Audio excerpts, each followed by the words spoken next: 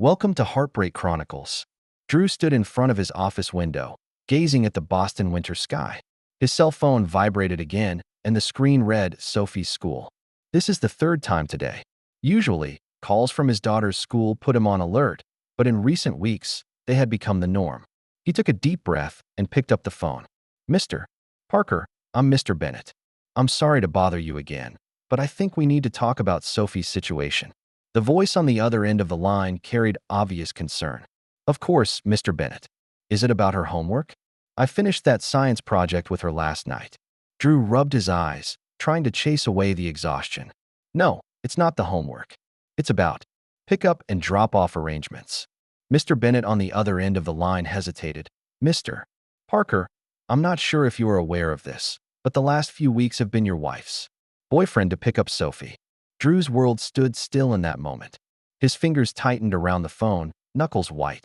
I don't understand what you mean, Mr. Bennett. What boyfriend? There was a brief silence on the other end of the line. I'm sorry, Mr. Parker. I thought you knew. He introduced himself as Nathan and said he was your wife's partner. He had an authorization for pickup form, so we allowed him to pick up Sophie. Sophie seemed to know him, so we didn't get suspicious.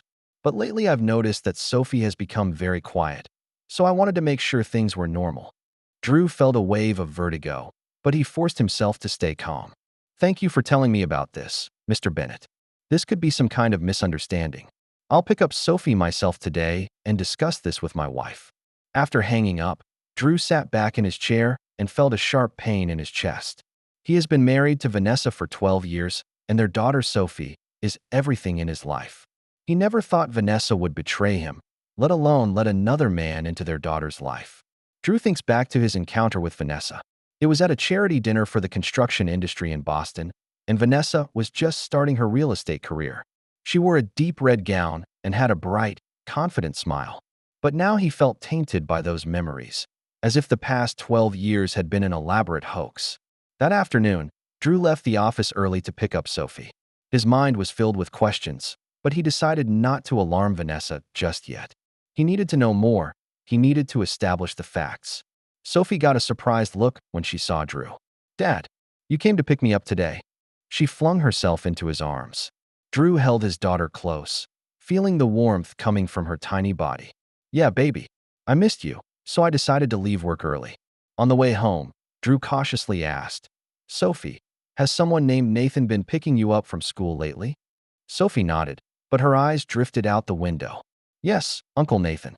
Mom said he was a special friend of hers, and that he would sometimes pick me up and take me to his house, and then Mom would pick us up later. He has an oversized pool at his house. Drew felt a twist in his stomach, but he kept his voice steady. Did you enjoy your time with Uncle Nathan? Sophie shrugged. He bought me a lot of toys, but I prefer to be with you, Dad. Uncle Nathan and Mom always left me in the living room to watch TV while they went upstairs to talk. Drew's hands, tightly gripping the steering wheel, were white with exertion. He tried to control his emotions, not wanting to break down in front of his daughter. That doesn't sound too fun. Tonight we can make spaghetti together and watch your favorite movie, okay? Fantastic, Sophie replied excitedly, forgetting for the moment what she had just said. That night, after Sophie fell asleep, Drew sat alone in the living room, waiting for Vanessa to come home. The clock pointed to 11, then midnight, and her cell phone consistently went to voicemail. Eventually, Drew goes to bed, but tosses and turns all night. Vanessa comes home at 2 a.m. Drew hears her softly, but chooses to pretend to be asleep. He needs to plan. He needs to be sure of the facts, not act recklessly, driven by emotion. An icy rage began to coalesce within Drew. He feels betrayed, fooled, and that his marriage and family are tainted.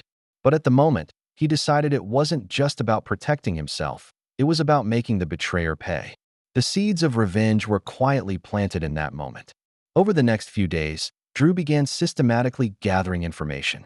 He first examined the family's bank accounts and found several large withdrawals over the past few months with no clear purpose.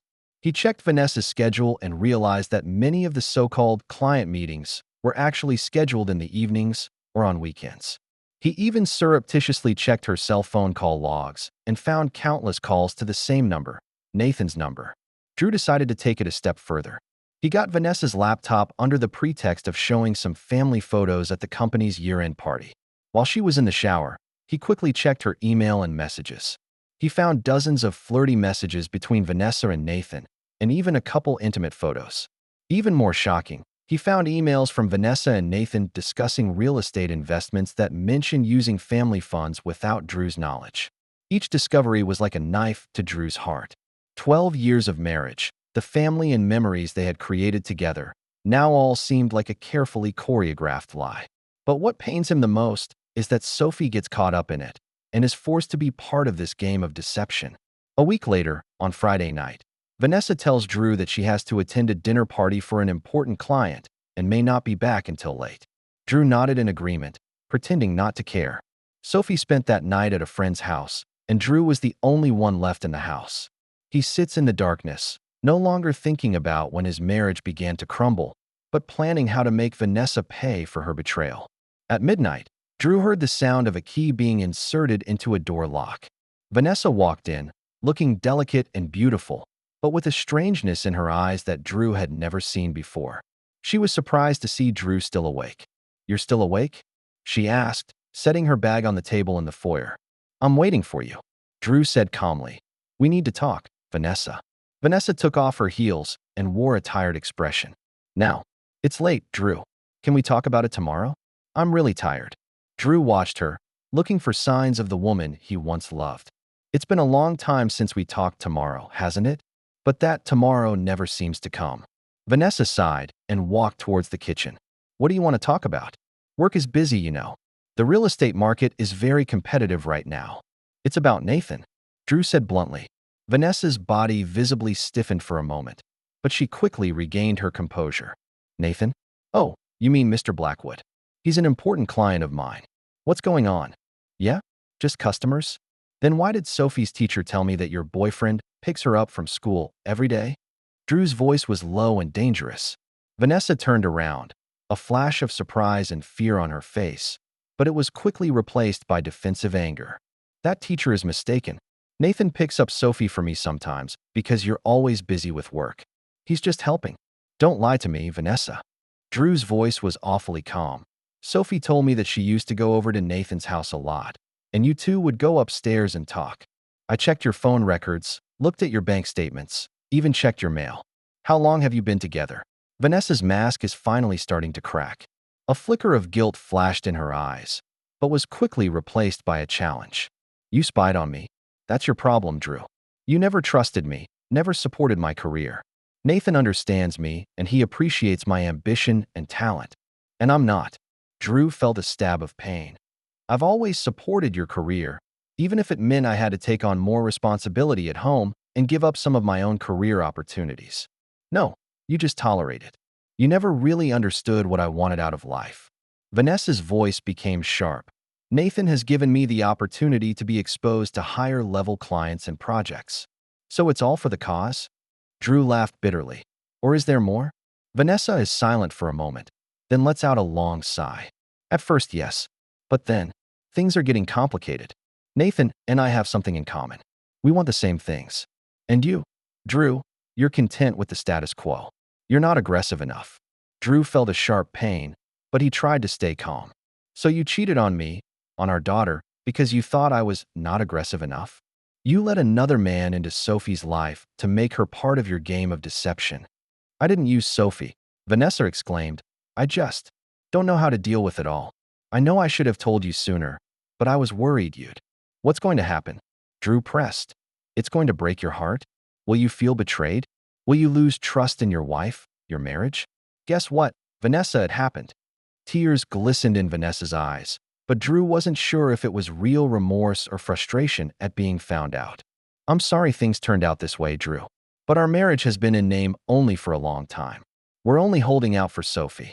"That's not true." Drew shook his head. "At least not for me. I've always loved you, Vanessa. I thought we were a team." "Maybe we were," Vanessa said softly, "but people change, Drew.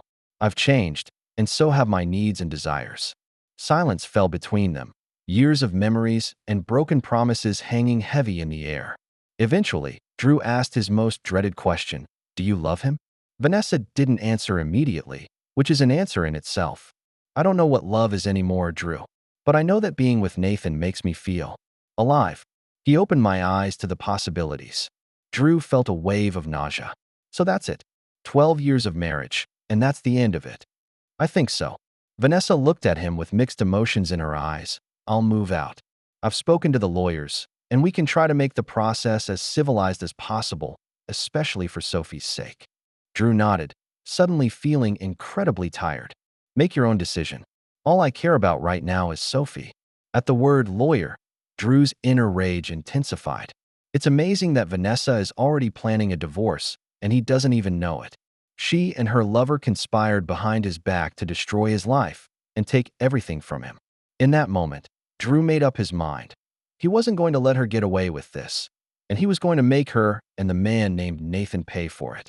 That night, Drew lay alone in the bed they used to share, staring at the ceiling. His thoughts were no longer confused, but clearly planning his next move. He is no longer the deceived husband, but a warrior determined to take revenge. The next morning, Vanessa leaves to pick up Sophie, claiming she needs to talk to her daughter alone. Drew agrees, but asks her not to bring Sophie to Nathan's house. Vanessa vaguely agrees, but Drew no longer believes any of her promises. After they leave, Drew begins searching the house for more evidence. He walked into the master bedroom's closet, Vanessa's perfume still lingering in the air. He felt a sense of strangeness as he looked at her neatly arranged clothes and shoes. This woman, his wife, now felt like a complete stranger.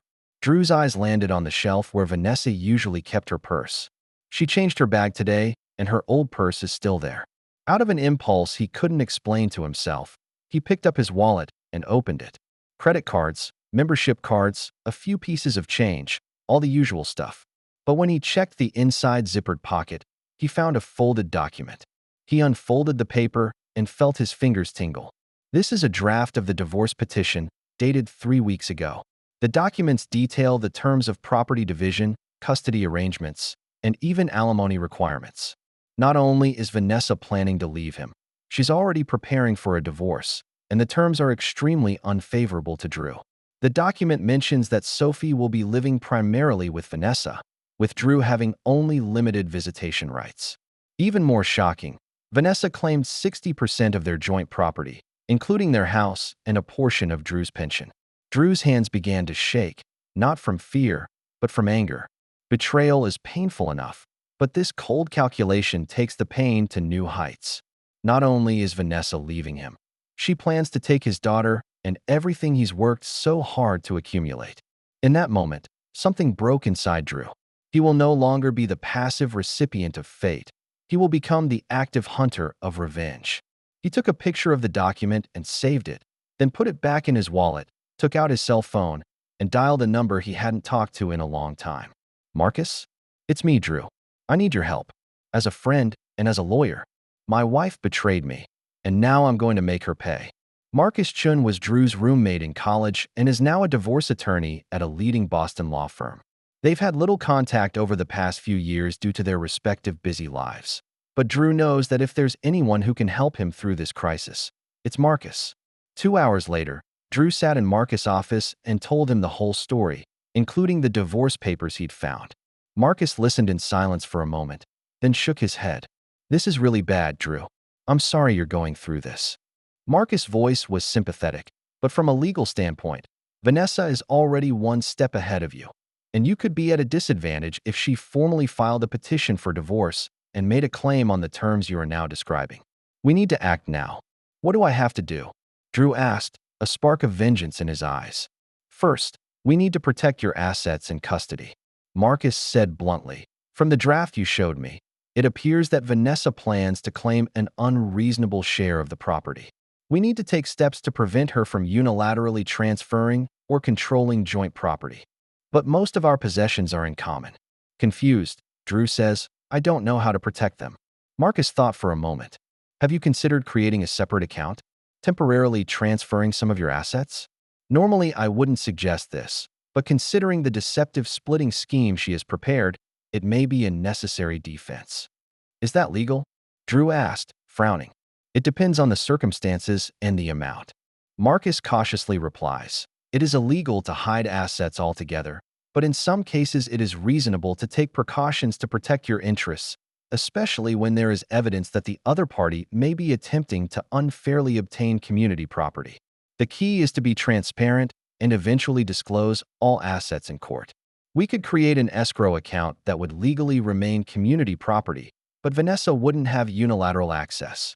Drew considered the suggestion. He and Vanessa have amassed considerable wealth over the years, which includes their home, retirement accounts, and some investments. They also have a joint savings account with about $3 million in it, which they are saving for Sophie's college education and their own retirement. We still need to gather more evidence of her infidelity. Marcus continued, especially any evidence that she exposed Sophie to an extramarital relationship.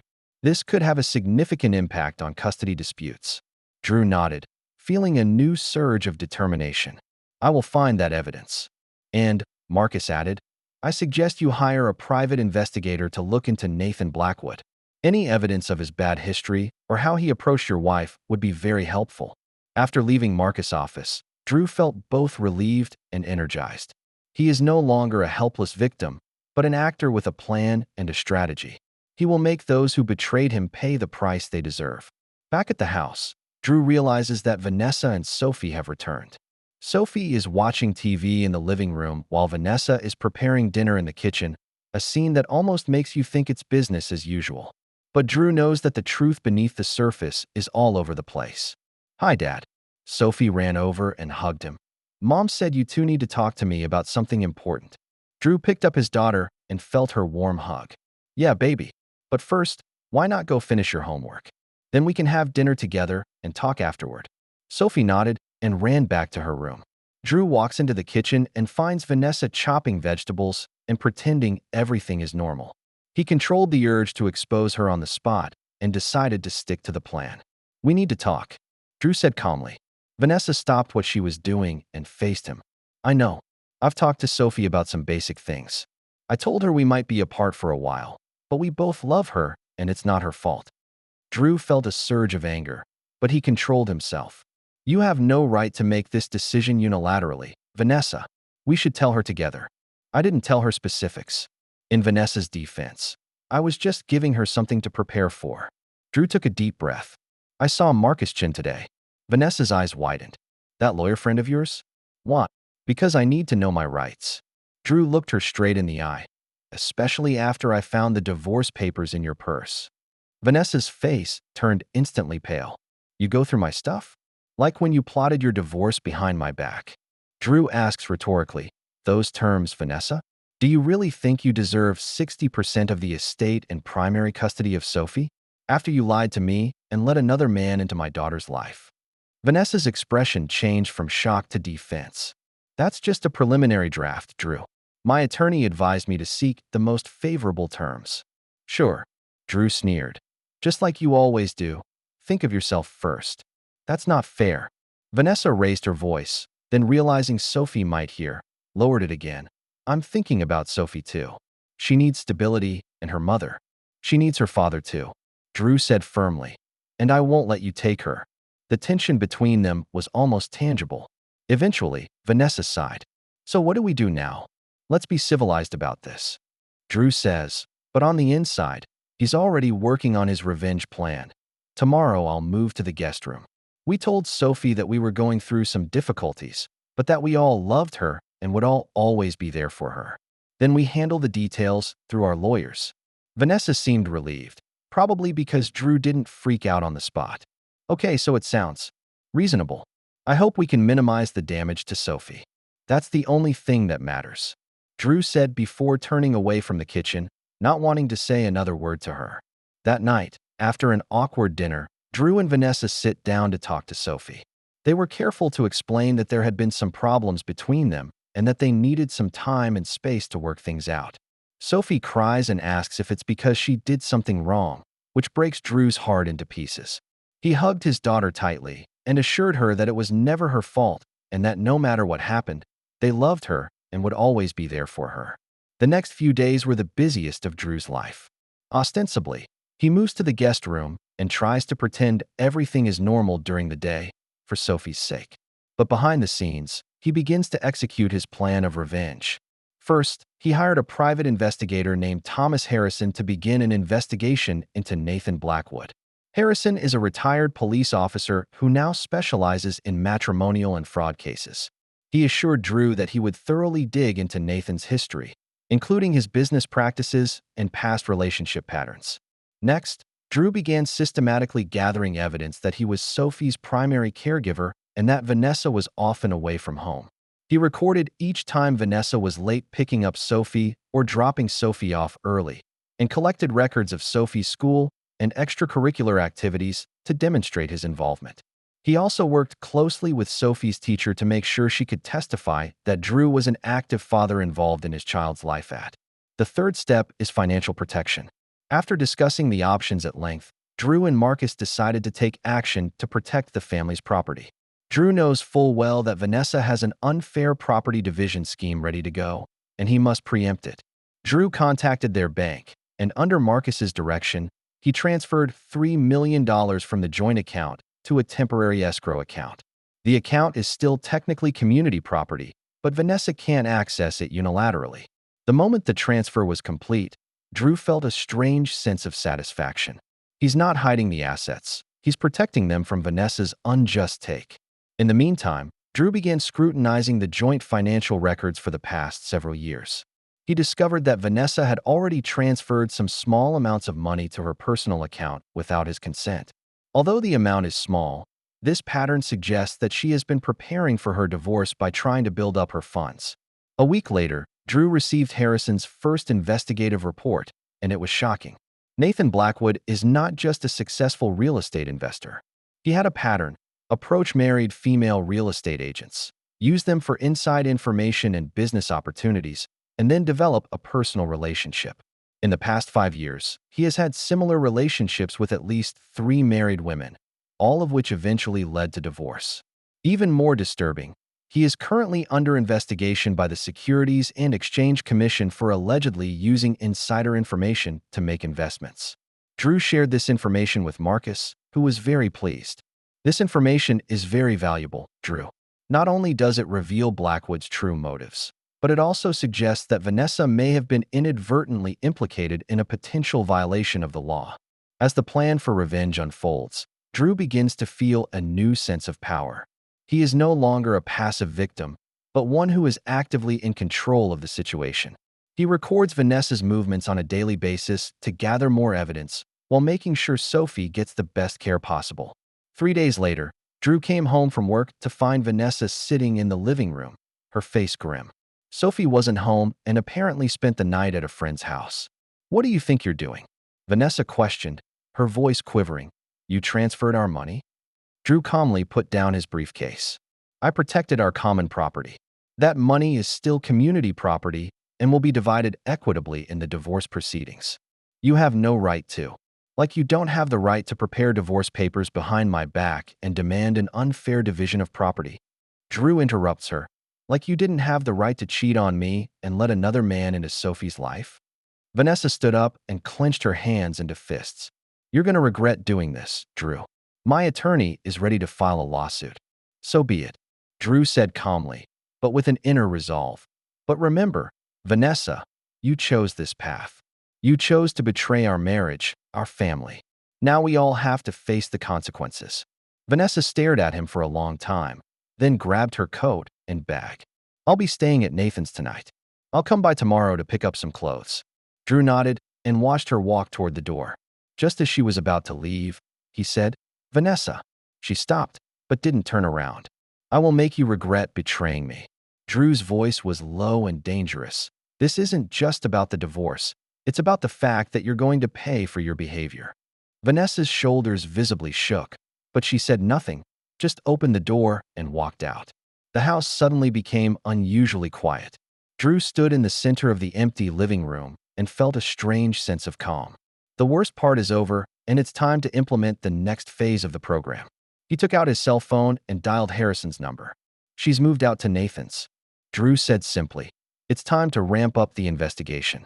I want to know everything about their activities, especially any behavior that might have an impact on Sophie." Harrison obliged on the other end of the line. "I'll keep an eye on them, Mr. Parker." I'll let you know immediately if I find anything important. Next, Drew dialed Marcus' number. She found out about the transfer, and she has moved out to live with Nathan. It's time to move on to the next phase. Marcus sighed on the other end of the line. Are you ready? Once we started, there was no turning back. Drew remembers the pain of the past few weeks, the confused look in Sophie's eyes, and the evidence of Vanessa and Nathan's betrayal. His resolve had never been stronger. I'm ready, he replied, a new kind of coldness in his voice. It's time to make them pay for their betrayal. The next day, Drew and Marcus begin the formal legal process. Drew filed for divorce early, listing Vanessa's infidelities and submitting a detailed property division plan and custody request. He sought primary custody of Sophie and provided substantial evidence that he was the more stable and involved parent. Meanwhile, Harrison continues his investigation, closely monitoring the activities of Nathan and Vanessa. He discovered that the two often took Sophie to Nathan's mansion, sometimes leaving her alone all night to watch movies in the media room while they discussed business in the master bedroom. He also took multiple photos showing Nathan and Vanessa acting intimately in public, sometimes with Sophie nearby and visibly uncomfortable. The most shocking discovery was about Nathan's business practices. Harrison manages to obtain documents that suggest Nathan may have used Vanessa to obtain insider information for several questionable real estate transactions. These transactions may involve violations of securities regulations, which, if proven, could have serious consequences not only for Nathan, but also for Vanessa, who could be deemed a co-conspirator. Drew gave them to Marcus, who immediately saw their value. This information is not only useful in a divorce case, but may also be decisive in a custody dispute. Marcus explains, if it can be proven that Vanessa exposed Sophie to potential violations, the court will likely be more favorable to you. As the evidence accumulates, Drew begins to feel the satisfaction of revenge. He's not simply protecting his rights, but systematically exposing Vanessa and Nathan for what they are and making them pay for their actions. The last few months have been a nightmare for Drew. The judge preliminarily approved a temporary joint custody arrangement, with Sophie alternating between Drew and Vanessa for a week. But Drew could sense the situation was moving in his favor. Each time he picked Sophie up from Vanessa, he noticed that his daughter didn't seem as happy and relaxed as she was with him. When Sophie was at Drew's house again one weekend, she mentioned something disturbing. "Daddy," she said carefully, "Uncle Nathan and Mommy are always fighting. Sometimes they think I'm asleep, but I can hear them arguing. Uncle Nathan always said Mom needed to be more aggressive about the divorce." Drew made a note of this information and told Harrison. The next day, the private investigator brings shocking news. He discovers that Nathan appears to be pressuring Vanessa to adopt more aggressive tactics to get more property and exclusive custody. Even more disturbing is evidence that Nathan is providing Vanessa with money, possibly to influence her decisions. All of this reinforces Drew's conviction that his plan for revenge is the right one. Not only does he have to protect himself and Sophie, but he has to expose the true nature of those who are trying to destroy his life. When the date for the court hearing is finalized, Drew and Marcus begin final preparations. They compiled all the evidence and organized a witness list that included Sophie's teachers, Drew's coworkers, and friends who could testify that he was the responsible father. Harrison was also prepared to testify and disclose his findings. Finally, court day arrived. Drew puts on his best suit and gets ready for battle. It's no longer about saving marriages or simply parting ways. It's about justice and vengeance, about making betrayers pay their fair share. As the judge called the hearing to order, Drew felt a calm determination. He knows that at the end of this battle, Vanessa and Nathan will pay dearly for their betrayal, and he and Sophie will have their lives back. This was the final stage of his revenge plan, and the sweetest part. The rain lightly battered the windows outside the courtroom, contrasting with the tense atmosphere inside the room. 3 months have passed, and Drew and Vanessa's divorce case has finally reached the crucial hearing stage. Drew sits at the defense table as Marcus sorts through the paperwork beside him. Across the room, Vanessa and her attorney, Patricia Winters, talk in hushed tones, occasionally casting wary glances. In the front row gallery, Nathan Blackwood sat up straight and pale. Drew noticed the dark circles under his eyes and the tense shoulders. It was clear that Harrison's investigation was beginning to weigh on him. Judge Harriet Reynolds, an African-American woman in her 60s, is known for her sharp insights and a courtroom style that cannot be ignored. She walked into the courtroom, and the bailiff then closed the door. "Have a seat." The judge signaled for everyone to sit down and flipped through the papers in front of him. Parker versus Parker divorce, temporary decision hearing. This was a complex case involving property division and child custody disputes. I have read all the documents submitted by the parties. Let's get started. Vanessa's attorney, Patricia Winters, spoke first. She is one of Boston's most expensive divorce lawyers, known for her aggressive tactics and relentless style of argument. "Your Honor," Winters began to state, "this is a clear case. My client, Ms. Vanessa Parker, is a successful career woman and devoted mother whose marriage broke down due to the indifferent and controlling behavior of her husband, Mr. Andrew Parker."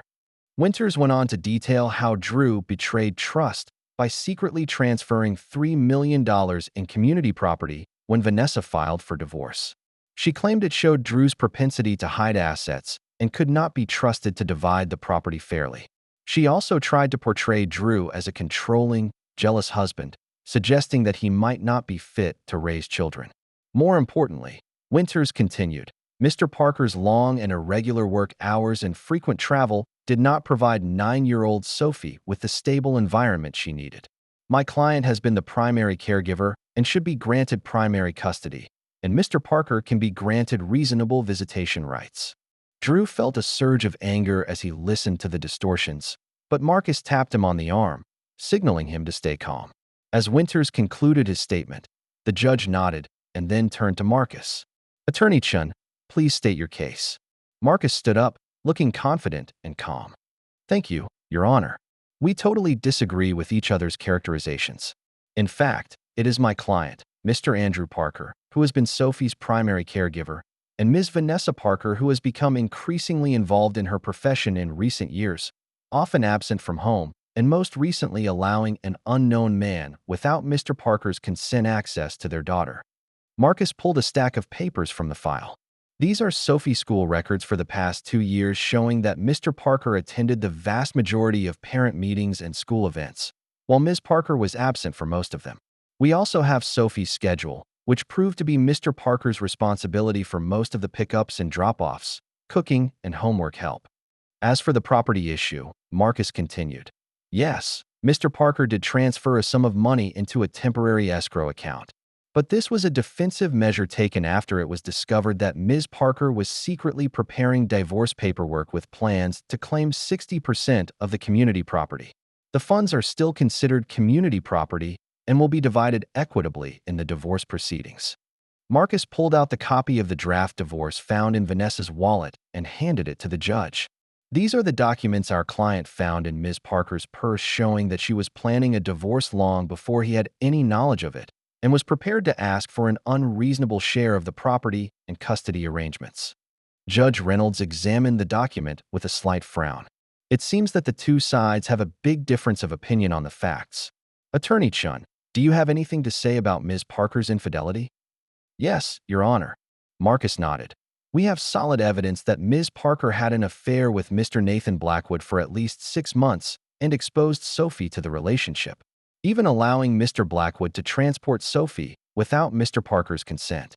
More seriously, we have reason to believe that Mr. Blackwood may have used the relationship for business gain, involving possible securities violations." The comment caused a commotion in the courtroom. Vanessa turned to Nathan with a questioning look in her eyes while Nathan just stared at the ground, his face turning even paler. Winters immediately stood up in protest. "Your Honor, these allegations are baseless and purely designed to discredit my client. Even if Ms. Parker had a relationship with Mr. Blackwood, this occurred after the marriage had substantially ended. And in Massachusetts, infidelity usually does not affect property division decisions. But it can affect custody decisions," Judge Reynolds noted, "especially if it involves exposing a child to a new relationship partner without the consent of the other parent, not to mention possible violations of the law." She turned to Marcus. "Do you have any evidence to support these allegations?" Marcus nodded again. "Yes, Your Honor. We request that Private Investigator Thomas Harrison be called to testify that he has gathered a great deal of evidence about Mr. Blackwood's conduct. In addition, Sophie's teacher Ms. Bennett notices that Sophie has become uncharacteristically quiet and withdrawn during this time. We request that Ms. Bennett be called to testify. Judge Reynolds considered for a moment, then nodded in agreement. I'll hear all the witnesses. We'll start with Mr. Parker.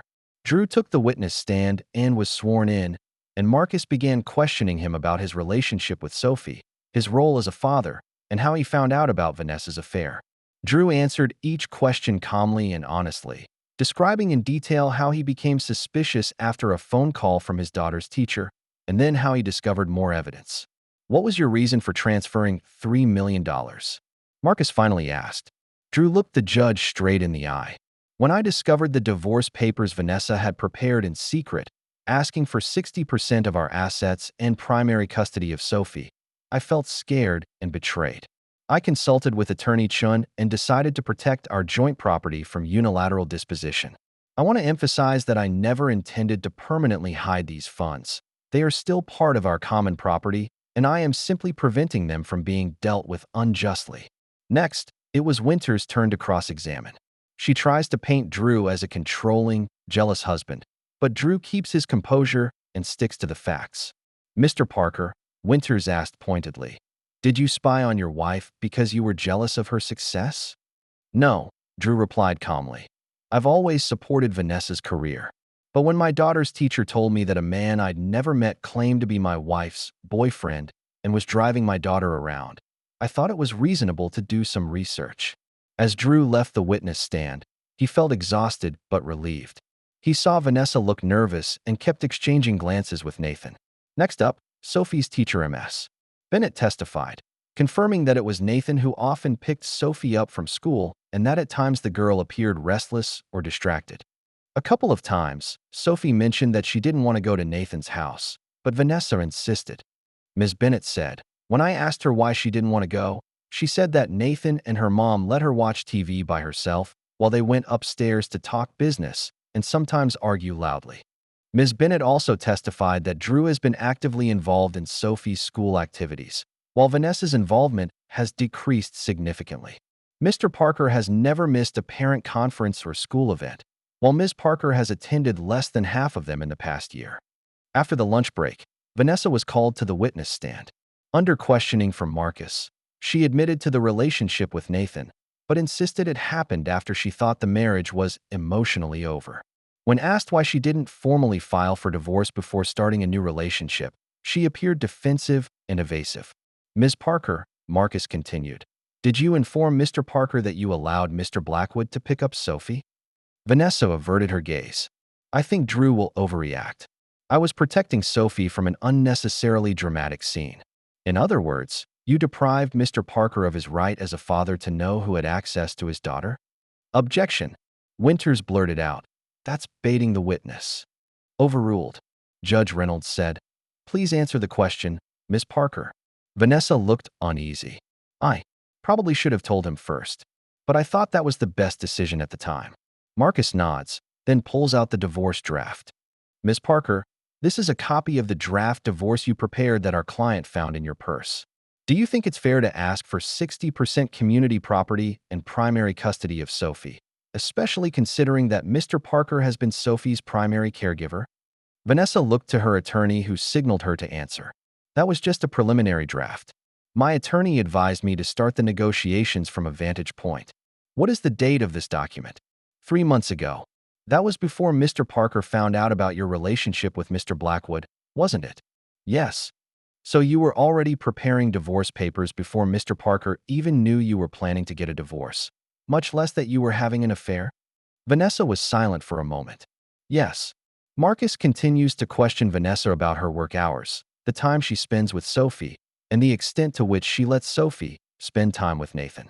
During cross-examination, Winters attempted to mitigate the impact of Vanessa's remarks by emphasizing her dedication as a mother and her success in her career. When Vanessa left the witness stand, she looked much less confident than when she entered the courtroom. Drew noticed that Nathan was no longer looking at her, but was anxiously scrolling through his cell phone.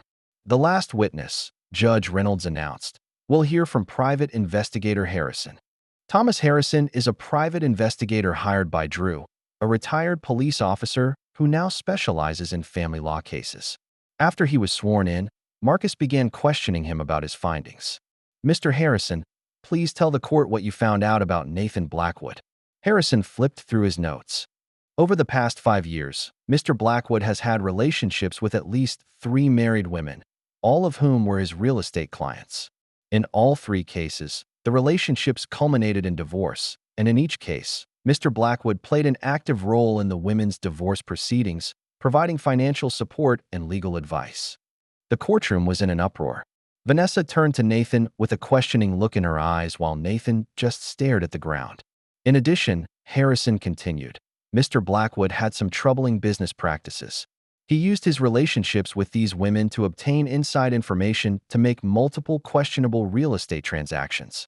He is currently under investigation by the Securities and Exchange Commission for allegedly using insider information in real estate investments. Objection. Winters loudly protested. These allegations are irrelevant and pure speculation. Your Honor, Marcus said calmly. This information relates directly to the character of Mr. Blackwood, the very person Ms. Parker chose to allow to have close contact with our daughter. In addition, we have evidence that Ms. Parker may have been inadvertently implicated in these suspicious transactions. Judge Reynolds considered it for a moment. I will allow this testimony, but will give it due weight. Please continue, Mr. Harrison. Harrison goes on to describe his findings, including Nathan's pattern with his former real estate clients, first establishing a business relationship, then developing a personal relationship that ultimately led to the women's divorces. In each case, Nathan promised financial support and career opportunities, but these promises were often not kept once the divorce was finalized. Finally, Harrison said, there was evidence that Mr. Blackwood had advised Ms. Parker to pursue certain strategies to maximize her financial interests in the divorce, including asking for a disproportionate share of the community property and limiting Mr. Parker's custody. I also found that Mr. Blackwood often spent time alone with Sophie in Ms. Parker's absence, sometimes leaving her alone in a certain area of the house while he attended to business matters. The courtroom fell silent as Harrison concluded his testimony. Winters tries to question Harrison's methods and motives through cross-examination, but the private investigator stays calm, insisting that his findings are supported by documentary evidence. Drew looked over at Vanessa and realized she was pale and her fingers were twisted tightly together. She stopped looking at Nathan and stared at her knees. Nathan, on the other hand, was fidgety and visibly stressed. After the final testimony, Judge Reynolds called a short recess to consider the evidence she had heard. Drew whispers to Marcus, feeling a glimmer of hope for victory. Things are going better than I expected. Marcus whispered, Harrison's testimony was very powerful, especially regarding Blackwood's business practices and his pattern with other women. I think the judge will take this information seriously. Drew nodded and looked across the room. Vanessa and Nathan appear to be arguing in heated whispers, with Nathan's facial expressions changing from anger to fear. Suddenly, Nathan stood up and hurried out of the courtroom despite Winters' protests. Vanessa looks both shocked and confused as her attorney tries to calm her, but her eyes remain fixed on the direction Nathan has left. 20 minutes later, the court reconvened. Nathan doesn't come back, just Vanessa and her lawyers sitting there looking visibly shaken. Judge Reynolds sits down and looks around the courtroom. Listening to today's testimony gave me a clearer picture of the case. She began, in cases of marital breakdown, the truth often lies somewhere between the two sides. However, in this case, a few points are very clear. The judge turned to Vanessa.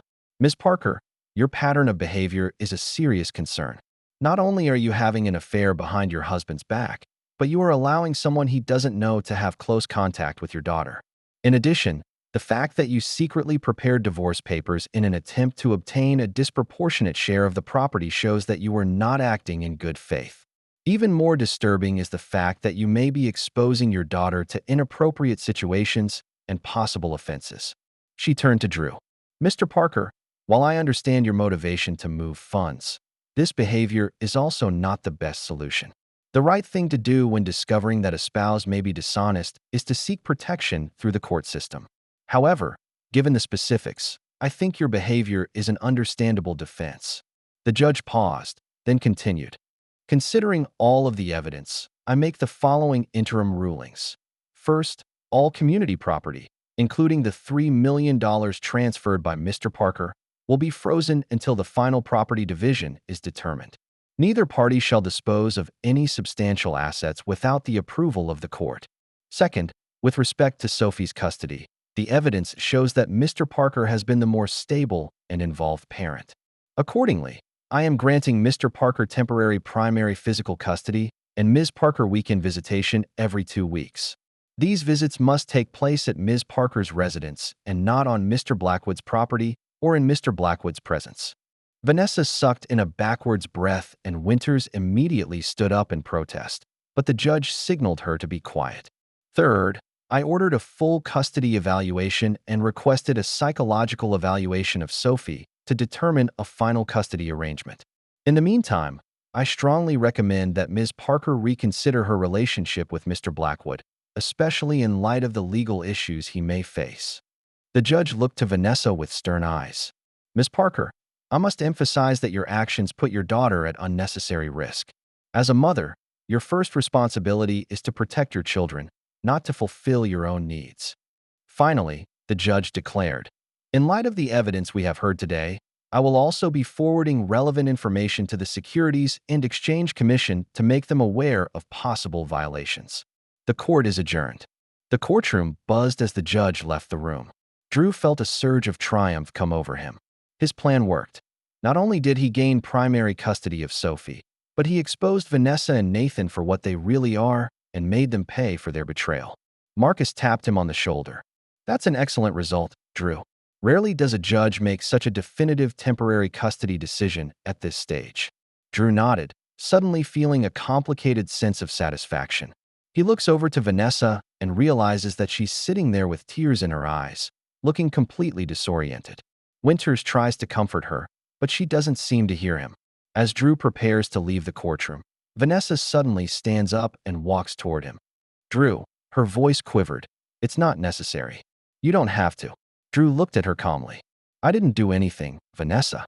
I'm just exposing the truth. You and Nathan chose deceit and betrayal, and now you must face the consequences." But the Securities and Exchange Commission, Nathan could be in serious legal trouble. "That's his own problem," Drew said calmly. "Maybe next time he'll think twice before taking advantage of someone's wife and kids." A flicker of fear flashed in Vanessa's eyes. "He told me those investments were legit. I don't know. I may be involved in this as well." "That's your choice, Vanessa," Drew says. "You chose to trust him over me and chose to betray our marriage. Now you have to live with the consequences of those choices."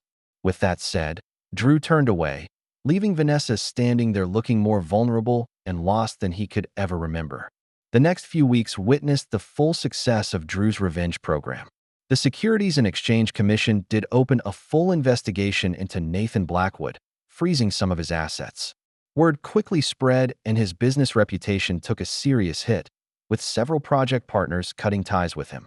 Most ironically, just a week after the investigation unfolds, Nathan completely cuts off contact with Vanessa, apparently fearing she'll drag him down with her.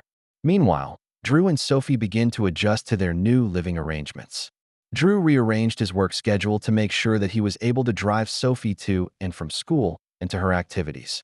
They establish new routines, cook together, do homework together, and go to the park or museum on weekends.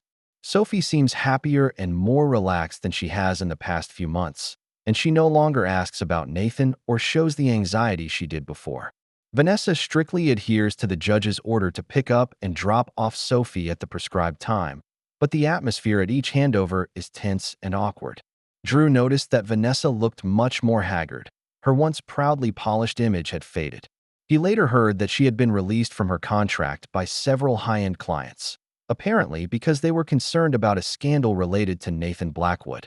She had to move to a much smaller apartment and give up many of her luxuries. A month later, Drew got a call from Marcus.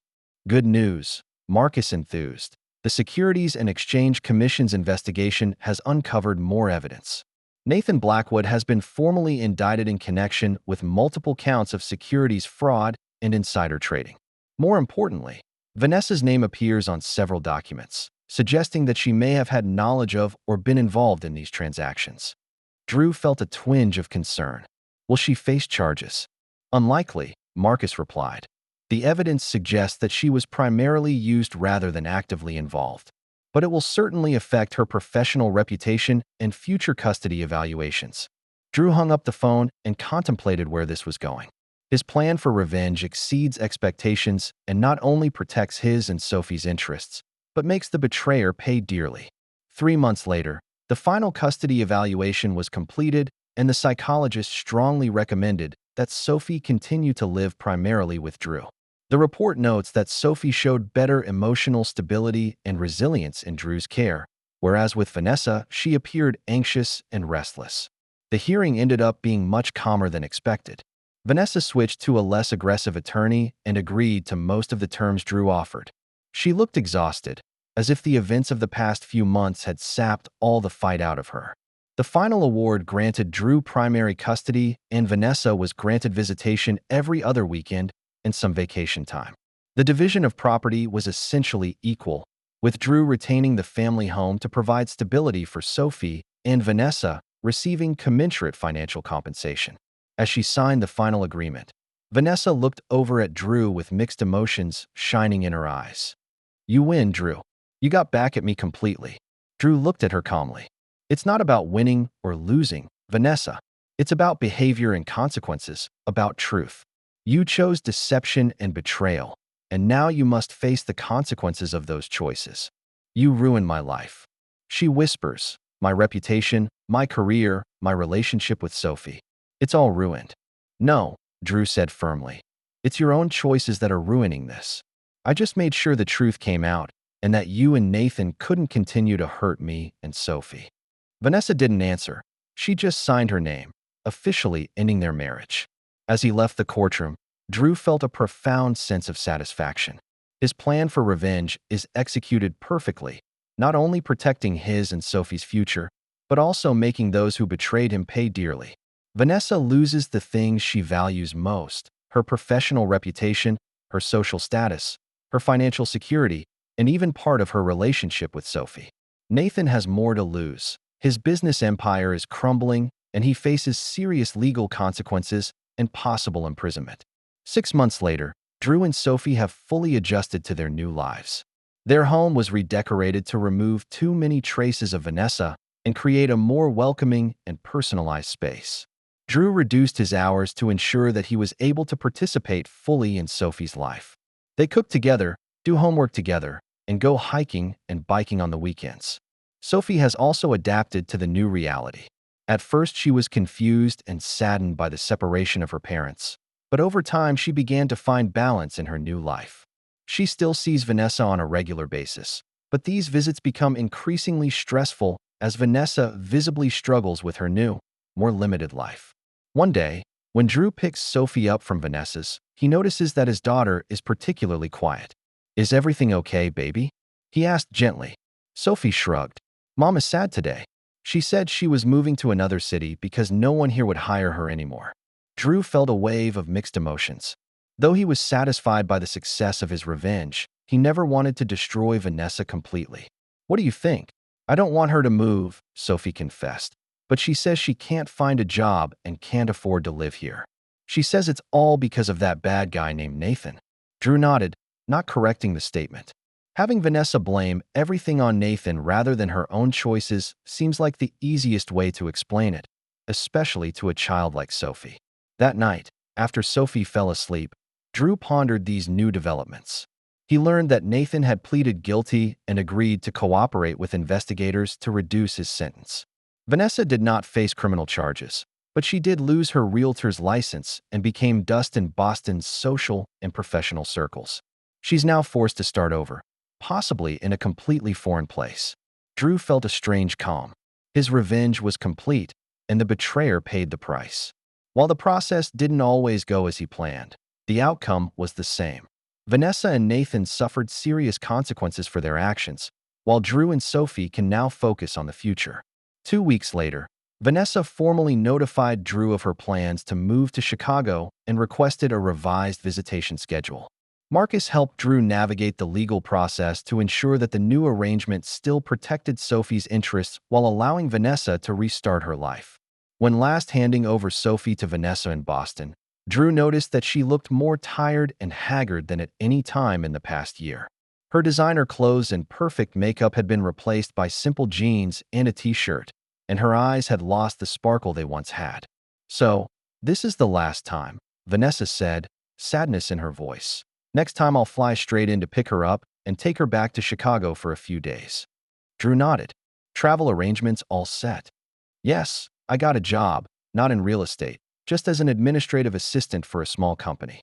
She laughed bitterly. It's a world of difference going from senior real estate agent to paperwork. Drew didn't respond to this obvious invitation to sympathize with her. Instead, he just said, "As long as it keeps you in touch with Sophie, it's a good thing." Vanessa looked at him for a long moment, then said softly, "You know, Drew, when I first realized that you were investigating me and Nathan and found out that you'd moved funds, I thought it was just because you were angry and hurt. But now I see that it was a well-planned revenge. Not only do you have to protect yourself, but you have to make sure we pay the price." Drew didn't deny it. "Every action has consequences, Vanessa. You and Nathan chose betrayal and deception, and now you face the consequences of those choices." "Yes," she sighed. "I guess we did pay for it. With Nathan in prison, I lost everything. My career, my reputation, my financial security, even my daily contact with Sophie. You got what you wanted. I just want justice," Drew said calmly. Vanessa shook her head. "No, you wanted revenge, and you got it. Congratulations, Drew. You beat us thoroughly." She turned to leave, her back more hunched and tired than Drew could ever remember. Watching her walk toward the cab, Drew felt a complicated sense of satisfaction. His plan for revenge succeeds. The betrayer pays the price he deserves, and he and Sophie can now move forward and begin a new chapter in their lives. Later that evening, Drew joins Sophie for dinner, and he notices that his daughter is more animated and relaxed than usual. "You know, Daddy," Sophie said suddenly, "I'm glad we're just the two of us now. I love my mom, but it feels safer with you." Drew felt a warmth in his chest. "I'm glad to hear that, baby. I promise I'll always be here to protect you and love you." Sophie smiles and continues to eat her dinner. Drew looked at his daughter and felt a profound peace. All the pain, anger, and vengeful planning had culminated in this moment, making sure Sophie was safe, happy, and that they could build a new, better life together. With Nathan now in prison, Vanessa is forced to start over with a greatly downgraded life away from everything she once knew. Drew gained primary custody of his daughter, kept their home and property, and most importantly, protected Sophie from those who would try to take advantage of her. Revenge tastes sweeter than Drew ever imagined. Not because he enjoys seeing Vanessa suffer, but because justice is served, the truth comes out, and the betrayer pays the price he deserves. In a world full of lies and deception, this result provides a rare sense of balance. Watching Sophie eat quietly, Drew knew all the pain and effort had been worth it. His marriage may be over, but his new life with his daughter is just beginning, and this time, there is no shadow of lies and betrayal hanging over it. That's the end of today's story. For more captivating tales, hit subscribe and never miss an episode.